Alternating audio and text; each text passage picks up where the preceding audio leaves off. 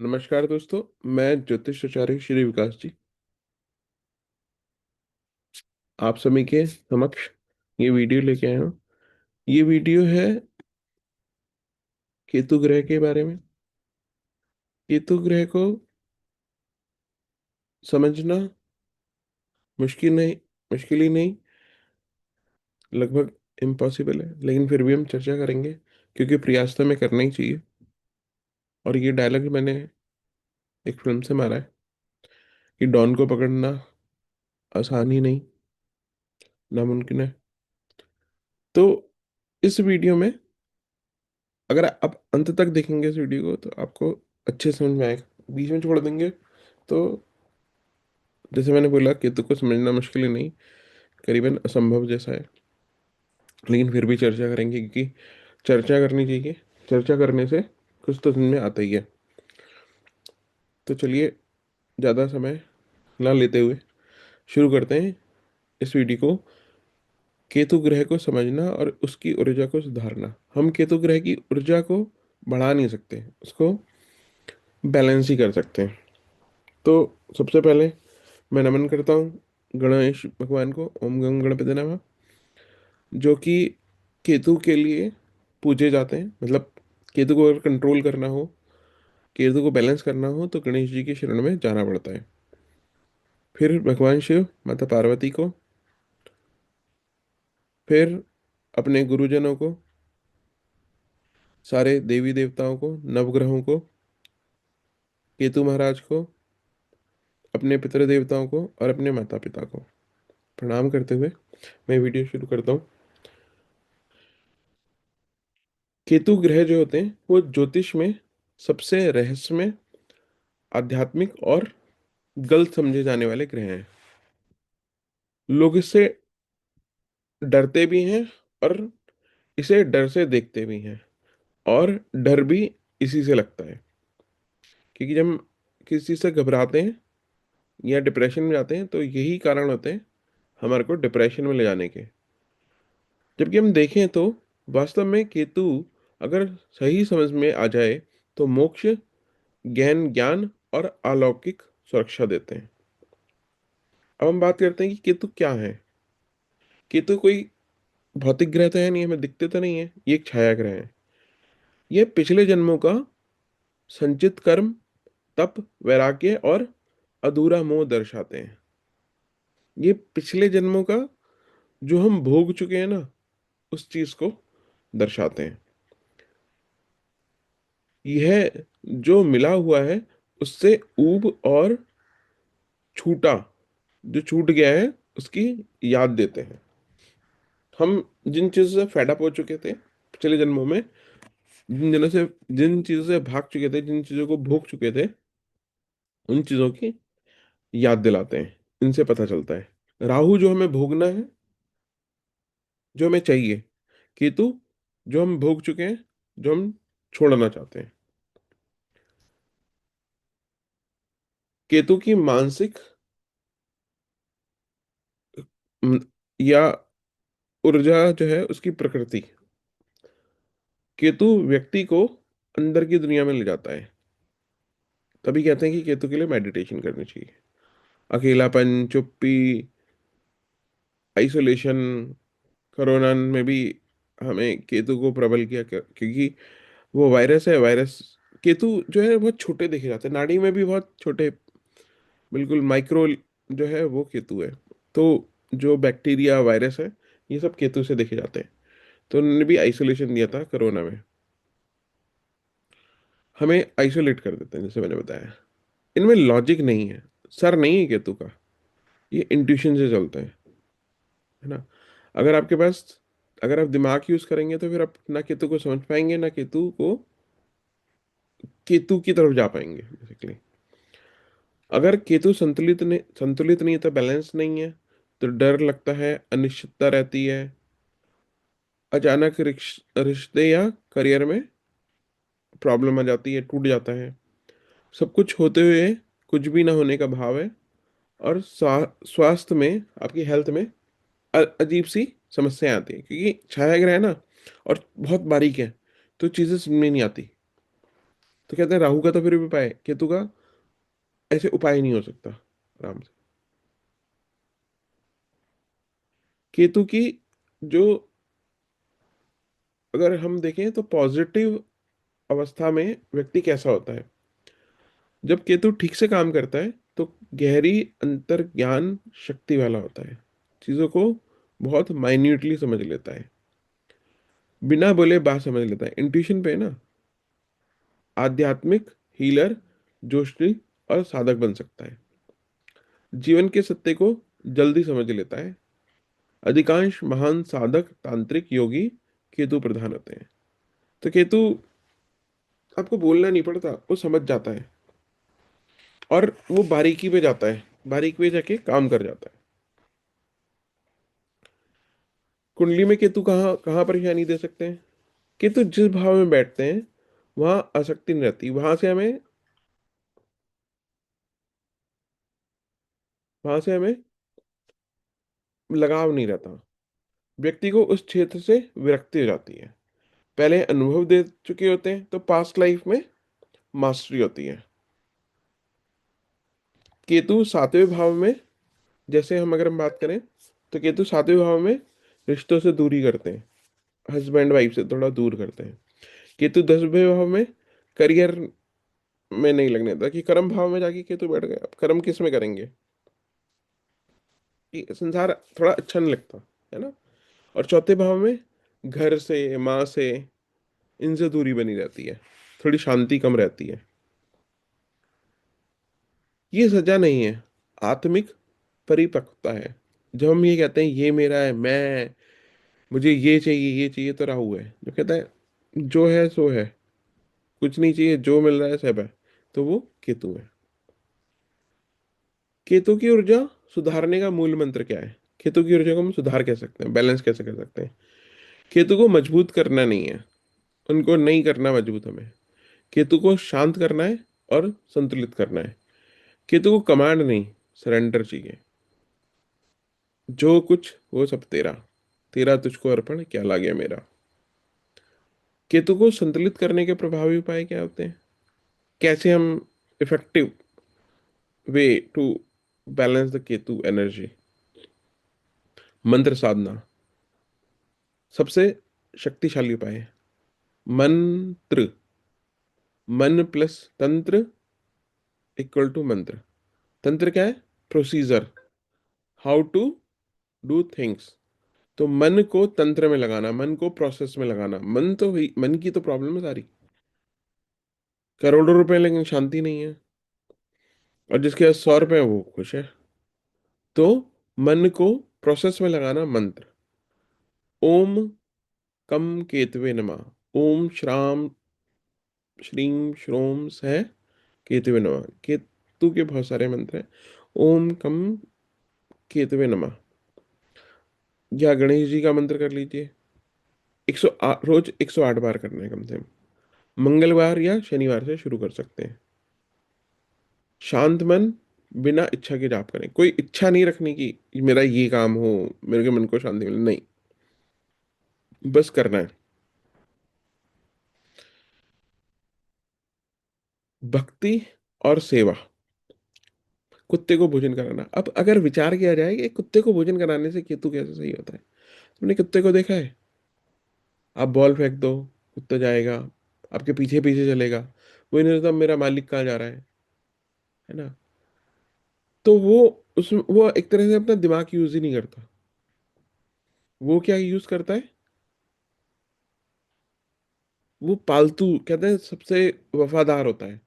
आप जहां जाओगे वहां सरेंडर कर दिया उसने आपके लिए।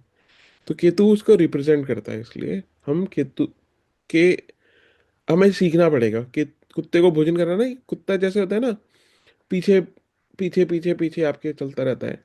अब दो रोटी खिला दो, लात भी मार दो, कोई बात नहीं, फिर भी पीछे जाएगा। तो वो सरेंडर वाली चीज कुत्ता हमें दिखाता है। तो इसलिए वो, उसको भोजन कराना, अनाथ, वृद्ध, रोगी की सेवा करना, बिना नाम यश की सेवा करना। मतलब पता ना चले, नाम नहीं होना चाहिए, बस सेवा कर दी कर दी। केतु जो है वो निस्वार्थ कर्म है, स्वार्थ नहीं है उसमें। जैसे मंत्र जाप कर रहे हैं तो बिना, बस कर रहे हैं, करे जा रहे हैं, कोई इच्छा नहीं हो, बिना इच्छा के, ये नहीं मेरे को केतु की एनर्जी को बैलेंस करना है, नहीं। ध्यान व मौन, मैं अपने क्लाइंट को हमेशा कहता हूँ कि ध्यान करो, मौन रहना भी, कि दिमाग ही नहीं यूज करना ना, कुछ विचार आ भी रहा है किसी के तो चुप रहो बस, जो रहे होने दो। रोज 10 से 15 मिनट मौन रहे, 1 मिनट से प्रैक्टिस शुरू करें, 2 मिनट से करें। अपने सांसों पे ध्यान दें, विचारों को जाने दें, जो आ रहा है। शुरू में क्या होता है, जब हम मेडिटेशन करते हैं तो सर भारी हो जाता है, मेडिटेशन हो नहीं पाता, या फिर कोई विचार आता है, फिर वो कहते हैं वो परेशान हो जाते हैं। लेकिन जो आ रहा है जाने दें, फिर जब याद आ जाए कि वो हम तो मेडिटेशन में बैठे हैं, नहीं सोचना, फिर छोड़ दें। तो पकड़े नहीं, जाने दें। केतु साइलेंस में हील करता है, क्योंकि जब हम साइलेंट होते हैं तो हम अंदर उतरते हैं। केतु बारीक छोटा अंदर है।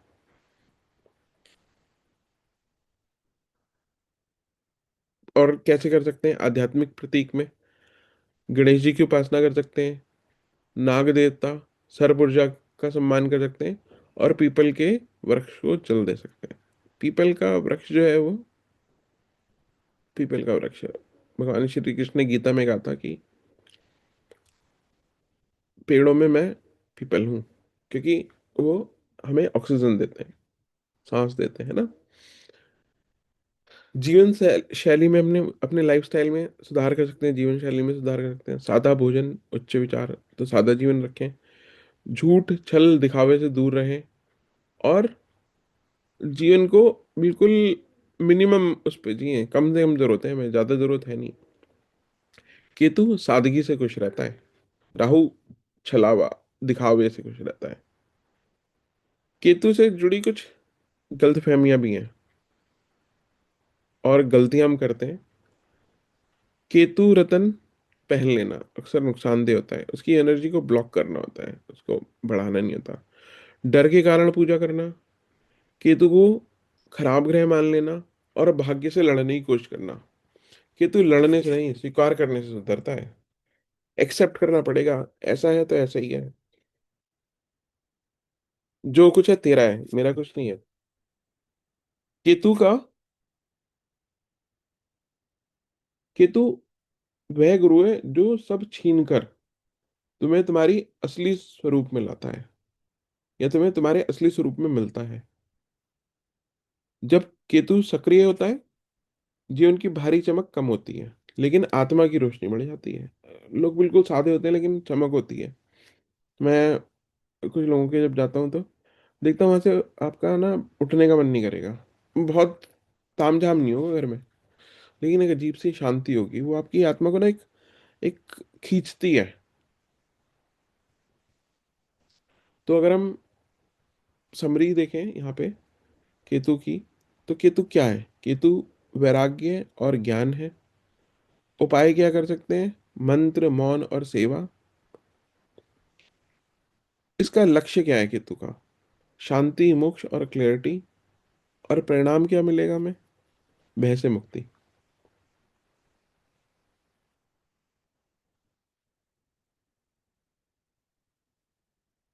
अगर हम बात करें अब कि, अब हम आगे चल रहे हैं थोड़ा सा।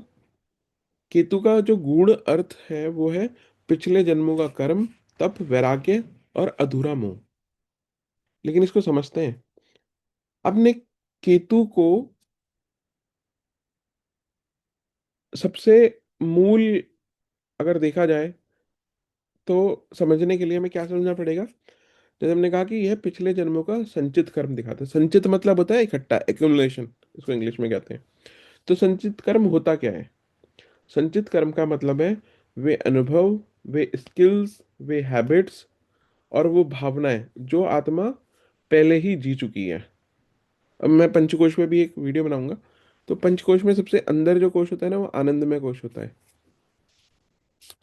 आनंदमय कोश में हमारे संस्कार होते हैं। आत्मा के ऊपर एक लेयर होती है, मतलब 5 लेयर्स हैं। तो इनर जो लेयर होती है उसमें क्षमा करें, आनंदमय कोश जो सबसे अंदर की लेयर होती है, उसके अंदर आत्मा रहती है। तो वो और आत्मा, आनंदमय कोश और एक दो और चीजें मिलके, संस्कार और हमारी जो पुरानी स्मृतियां होती हैं वो सारी मिलके जीव बनती है। वो उस पर भी हम बात करेंगे, शायद मैंने किसी वीडियो में बात भी करी है।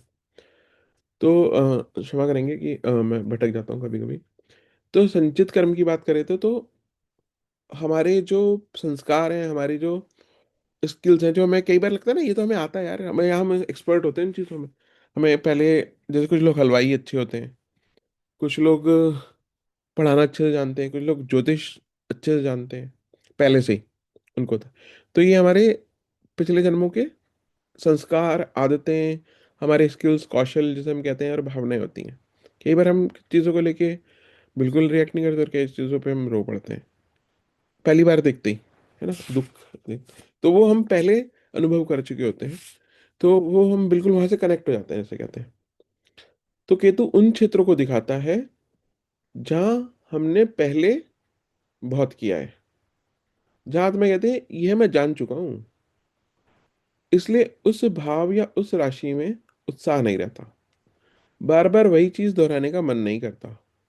जैसे हम उदाहरण के तौर पे समझे, कोई व्यक्ति रिश्तों में बहुत अनुभवी लेकिन भावनात्मक रूप से ठंडा होता है। कोई नौकरी में सक्षम होता है लेकिन करियर से ऊब चुका होता है। ये असफलता नहीं है, बल्कि ओवर एक्सपीरियंस है ना। वह हम इतना बार कर चुके होते हैं, हमारी आत्मा इतना उसके बारे में जान चुकी होती है कि हम, कैसे कहते हैं ना, देशी भाषा में पक चुके होते हैं। तप का अर्थ दुख नहीं, परिपक्वता है। तप का मतलब केवल कष्ट नहीं होता, तप का अर्थ है जीवन को गहराई से देख लेने की क्षमता। केतु जीवन के बाहरी सुखों से संतोष नहीं देता, भीतर की शांति खोजने को मजबूर करता है ये। इसलिए केतु वाले लोग जो है जल्दी मैच्योर हो जाते हैं, दुनिया की भागदौड़ से दूरी महसूस करते हैं, सब बेकार है नहीं बल्कि इससे आगे कुछ है ऐसा महसूस करते हैं। तो थोड़ा अगर हम समझे तो ये नहीं है वैराग्य का मतलब कि सब बेकार है, लेकिन ये तो हम कर ही चुके हैं ना, हमें मालूम है ये माया है, आगे कुछ और है। तो वो आगे की जर्नी पे, आगे की चीजों पे विचार करते हैं। वैराग्य की बात, क्योंकि तू जोड़ने के बजाय हटाता है।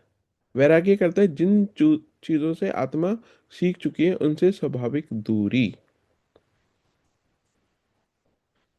केतु छीनता नहीं है, इंटरेस्ट हटा देता है।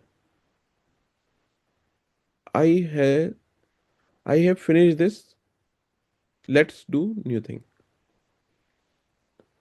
पैसा है पर मोह नहीं है, आया था चला भी जाएगा, लक्ष्मी चंचल है। रिश्ते हैं पर डिपेंडेंसी नहीं है, पद है पर पहचान नहीं है। यह इसलिए क्योंकि आत्मा उस क्षेत्र में ग्रेजुएशन कर चुकी है। जब हम किसी चीज को, जैसे पहली क्लास में, दूसरी क्लास में, हर क्लास को पढ़ के अगली क्लास में चले जाते हैं ना, आत्मा भी जब केतु अ, जो है वो हमको उस क्षेत्र में ग्रेजुएशन देके अगले क्षेत्र की तरफ लेके जाता है। अधूरा मुंह सबसे सूक्ष्म और महत्वपूर्ण बिंदु है। अब हम बात करते हैं, जो छूटा है उसकी याद देता है। इसका मतलब ये नहीं आपको कुछ नहीं मिला, इसका मतलब पिछले जन्म में कोई अनुभव पूरा नहीं हो पाया, कोई संबंध, साधना, ज्ञान अधूरा रह गया। कीर्तन उस अधूरे को याद दिलाता है, लेकिन सीधे देता नहीं है, पहले आपको डिटैच करता है। अब यहाँ पे थोड़ा ये थोड़ा कॉम्प्लेक्स है कि वो अटैचमेंट है राहु और केतु ना, पिछले जन्मों के, या टर्मिनल्स हैं जहाँ से हम जुड़े हुए हैं। तो इसलिए हम अचानक किसी आध्यात्मिक मार्ग की ओर खिंचाव होता है, कभी कभी मंदिर जाते हैं। मंदिर जाना कह रहा अध्यात्म नहीं होता, लेकिन हाँ उसकी तरफ होता है। जैसे नदी के किनारे जाना स्नान नहीं होता, नदी में उतरना होता है। लेकिन हाँ, नदी में स्नान करने के लिए नदी के किनारे तो जाना ही पड़ेगा। या किसी व्यक्ति या विषय से बिना कारण आकर्षण, या ऐसा भाव कि यह तो मैं पहले से ही जानता हूँ, तो मुझे पता है। जो मिला है उससे ऊब क्यों होती है केतु? क्योंकि आत्मा उस अनुभव को रिपीट नहीं करना चाहती। वह अब सीखना नहीं, बस लूप है। केतु कहता है इसमें मत उलझो, आगे बढ़ो। कोई तो आपको बताएगा ना, तो नहीं आप सुनोगे तो ले लेगा आपसे वापस। इसलिए जीवन स्थिर, उपजाऊ लगने लगता है। मतलब जो सेम चीजें हैं, पैसा भी है, करोड़ रुपए भोग लिया, कितना भोगोगे? तभी हम कहानी पढ़ते थे कि राजा जो था वो, जो बूढ़ा हो जाता था वन में चला जाता था तप करने, गृहस्थ जीवन से निकल के, है ना, आश्रम जीवन में। तो वो प्रॉपर फेसेस थे, हमें मिले हुए थे। पहला धर्म, अर्थ, काम, मोक्ष। तो मोक्ष तरफ जाना, फोर्थ स्टेज। आजकल कोई जाता ही नहीं है, मुश्किल हो जाता है। रूटीन परेशान करता है। समाज के स्टैंडर्ड गोल जो है अर्थहीन लगते हैं।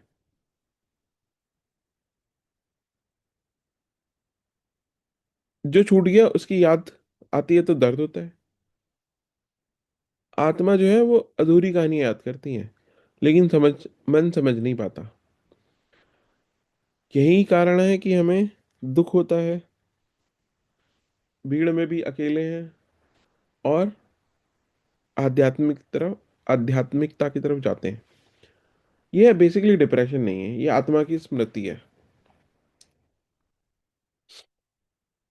अगर हम समझना चाहें तो ऐसे कह सकते हैं कि राहु को, केतु को समझना है तो राहु को भी समझना पड़ेगा, लेकिन पहले एक की तो बात करेंगे ना। तो केतु कहता है छोड़ दो या छोड़ो, राहु कहता है नया सीखो। दोनों एक ही हैं, एक ही बॉडी के दो पार्ट्स हैं। तो जीवन का संतुलन केतु से ज्ञान और राहु से विकास है। और लास्ट में हम कहेंगे, लास्ट में मैं कहूंगा कि केतु वह स्मृति है जो बताती है तुम कहाँ से आए हो, ताकि तुम समझ सको अब जाना कहाँ है। तो दोस्तों, इस वीडियो में इतना ही। हम आगे भी चर्चा करेंगे केतु के बारे में, और कोशिश करूंगा मैं 9 ग्रहों को समझने की, एक एक करके। चीजें थोड़ी आसान है और थोड़ी मुश्किल भी है। और आगे आपकी इच्छा है, आप इस वीडियो को लाइक करना चाहें तो लाइक करें, और अगर मेरे चैनल को सब्सक्राइब करें तो करें। और क्योंकि अब अगर मैंने केतु पे वीडियो बना रहा तो मैं आपसे डिमांड नहीं कर सकता, इच्छा नहीं रख सकता मैं, आपकी इच्छा है ना, जैसा करना चाहें। क्योंकि कहते हैं केतु के पास दिमाग नहीं होता, क्योंकि सर ही नहीं है ना। तो सरेंडर है उसके आगे, समर्पण है उसके आगे। इसी तरह आप भी, क्योंकि उस परमपिता परमात्मा के अंश हैं, आप में भी आत्मा है, वो दिव्य आत्मा है, आप भी। तो आप सभी को नमन करते हुए, भोलेनाथ को नमन करते हुए, गणेश जी को नमन करते हुए, जय श्री राम, जय महाकाल, ओम गम गणपति नमः। तो आज के लिए बस इतना ही दोस्तों, मिलते हैं अगले वीडियो में। जय श्री राम।